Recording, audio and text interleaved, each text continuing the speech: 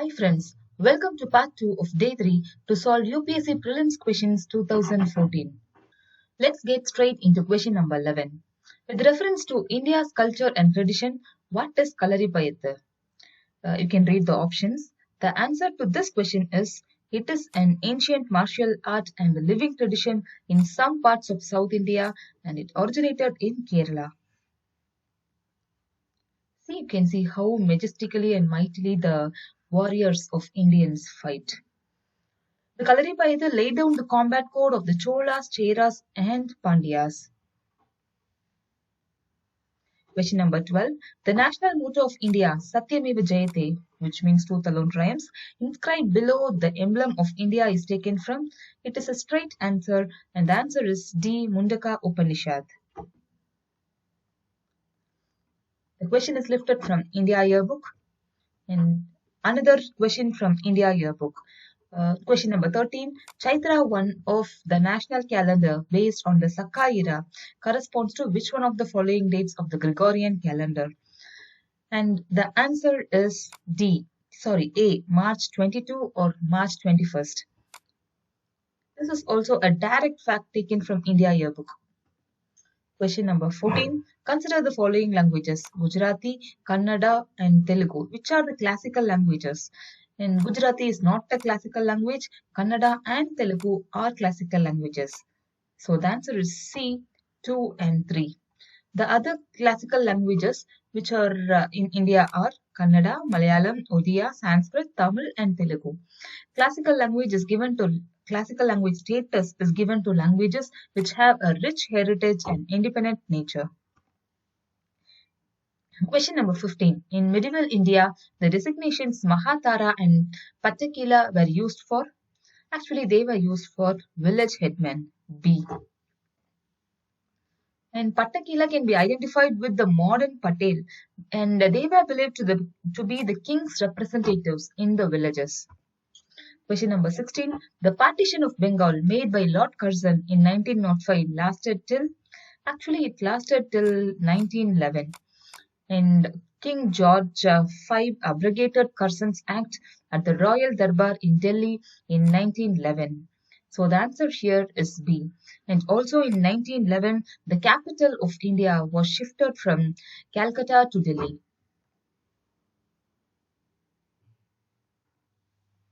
Question number 17. The 1929 session of Indian National Congress is of significance in the history of freedom movement because it is a very important moment because of the attainment of Purna Swaraj was adopted as the goal of Congress. Until then, the Congress were thinking of dominion status, but in 1929 session, they decided Purna Swaraj as the ultimate goal of the Congress.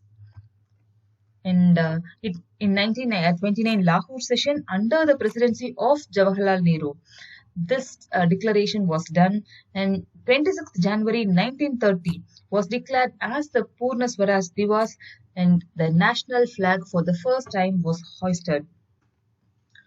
Question number 18. The Gadar was Actually, the independence movement was happening not only within India but also outside India in several parts of the world.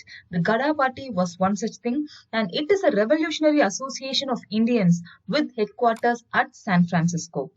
The answer is at A. Was also founded to overthrow the British rule in India.